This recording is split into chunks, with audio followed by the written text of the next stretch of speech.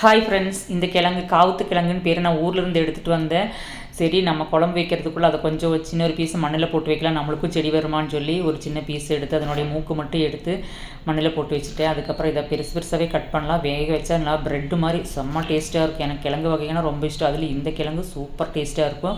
திருவாதிரை சமயத்தில் தான் இதெல்லாம் பறிப்பாங்க. அந்த நோம்பி கும்பிடும்போது காவத்து இது மாதிரி, இது காவத்துன்னு சொல்லுவோம்ல, இந்த காவத்தை புழுக்குன்னு சொல்லுவோம். அதுக்கப்புறம் சாமக்கஞ்சி, இது ரெண்டுமே வச்சு விரதம் இருக்கிறவங்க சாப்பிடுவாங்க. நான் சும்மா வெறும் தேங்காய் 2 பச்சை மிளகா மட்டும்தான் க்ரஷ் பண்ணி அந்த வேக வச்ச கிழங்குல போட்டு மறுபடியும் லைட்டாக ஒன்று கொதிக்க வச்சிடணும்.